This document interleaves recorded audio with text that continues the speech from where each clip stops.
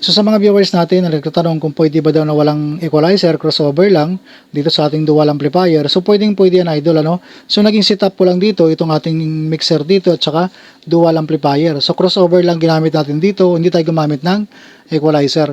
So dito pwede tayo gumamit ng single channel, pwede din na dual channel. So dahil itong channel 1, channel 2, magsasama lang din naman yan sa isang amplifier natin. Ito yung pupunta yung channel 1 sa left channel, channel 2 sa right channel. So magsasama siya no. So pwede naman na single channel lang gagamitin natin dito itong dual amplifier natin. So magbabago lang ng connector yan ano. Magiging connection lang kapag naka two-way tayo dito, channel 1 man yan o channel 2, ang magiging control nito, ito lang apat, itong high output natin, tapos low output natin, crossover frequency at saka itong gain. Itong crossover frequency natin, kapag nakababa ito sa ating high, naging makapal yung ating high. Pag inangat natin yan papunta sa kanan, naging manipis yung ating high dito. Ito yung crossover frequency, ito yung low mid.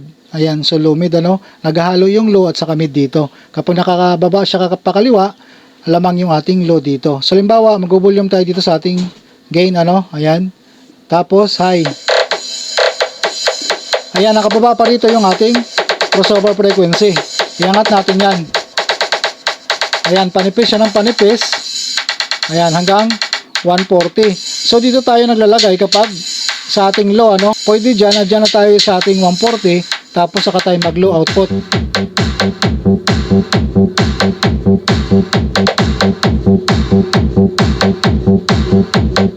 Ivan, ready, right.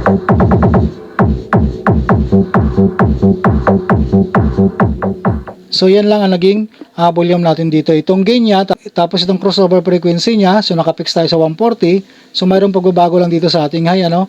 Ayan. Tapos itong low at saka high output. Itong ating mid high na to, kapag naka 3-way tayo, saka lang ito magpa-function. So next video natin, gagamitin natin itong mid high output natin. Ito, mid output.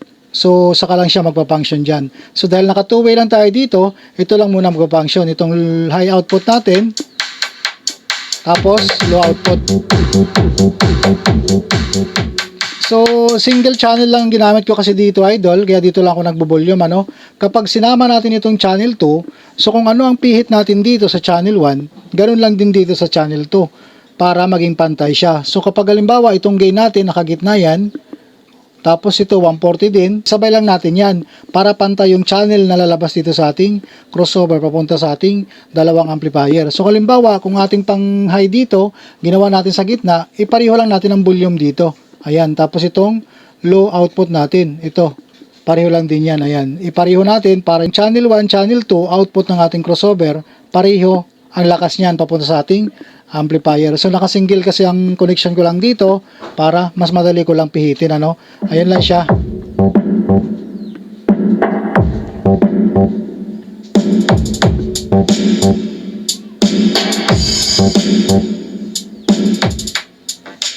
So ayun lang oh.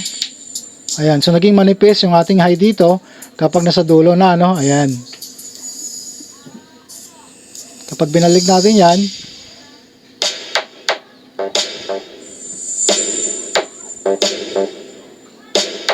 pag sa 70 naman, medyo matigas yung ating base.